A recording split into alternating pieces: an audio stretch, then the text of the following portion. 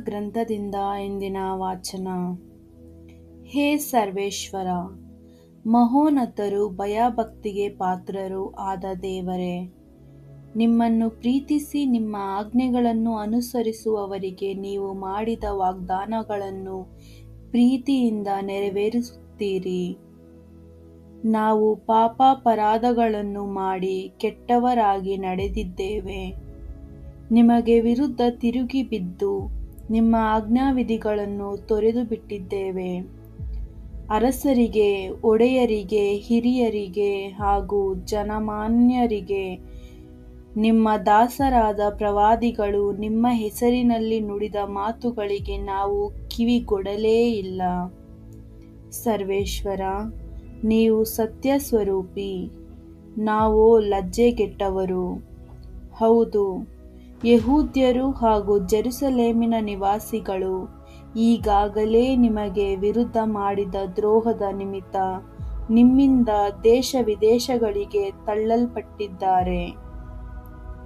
ದೂರದ ದೇಶಗಳಿಗೂ ಹತ್ತಿರದ ನಾಡುಗಳಿಗೂ ಚದುರಿ ಹೋಗಿರುವ ಎಲ್ಲ ಇಸ್ರಾಯೇಲರು ನಾಚಿಕೆಗೆ ಈಡಾಗಿದ್ದಾರೆ.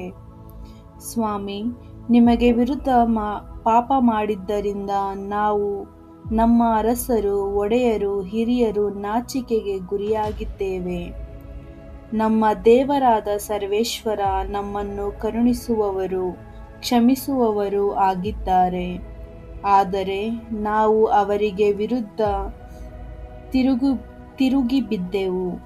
ನಮ್ಮ ದೇವರಾದ ಸರ್ವೇಶ್ವರನ ಮಾತನ್ನು ಕೇಳಲಿಲ್ಲ. ಅವರ ದಾಸರಾದ ಪ್ರವಾದಿಗಳ ಮುಖಾಂತರ ನಮಗೆ ಗೊತ್ತು ಮಾಡಿದ ಸನ್ಮಾರ್ಗದಲ್ಲಿ ನಾವು ನಡೆಯಲಿಲ್ಲ. ಪ್ರಭುವಿನ ವಾಕ್ಯ. ಲೂಕ ಬರೆದಿರುವ ಗ್ರಂಥದಿಂದ ಇಂದಿನ ಶುಭ ಸಂದೇಶ. ಆ ಕಾಲದಲ್ಲಿ ಯೇಸು ತಮ್ಮ ಶಿಷ್ಯರಿಗೆ ಹೀಗೆಂದರು, ನಿಮ್ಮ ತಂದೆಯಾದ ದೇವರಂತೆ ನೀವು ದಯಾವಂತರಾಗಿರಿ. ನೀವು ಇತರರ ಬಗ್ಗೆ ತೀರ್ಪು ಕೊಡಬೇಡಿ, ಆಗ ದೇವರು ನಿಮ್ಮ ಬಗ್ಗೆ ತೀರ್ಪು ಕೊಡುವುದಿಲ್ಲ. ಪರರನ್ನು ದಂಡನೆಗೆ ಗುರಿ ಮಾಡಬೇಡಿ, ದೇವರು ನಿಮ್ಮನ್ನು ದಂಡನೆಗೆ ಗುರಿ ಮಾಡುವುದಿಲ್ಲ. ಪರರನ್ನು ಕ್ಷಮಿಸಿರಿ, ದೇವರು ನಿಮ್ಮನ್ನು ಕ್ಷಮಿಸುವರು. ಪರರಿಗೆ ಕೊಡಿ, ದೇವರು ನಿಮಗೂ ಕೊಡುವರು.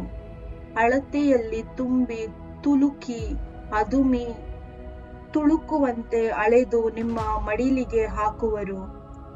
ನೀವು ಕೊಟ್ಟ ಅಳತೆಯಲ್ಲೇ ದೇವರು ನಿಮಗೂ ಅಳೆದು ಕೊಡುವರು ಎಂದರು. ಪ್ರಭುವಿನ ಶುಭ ಸಂದೇಶ.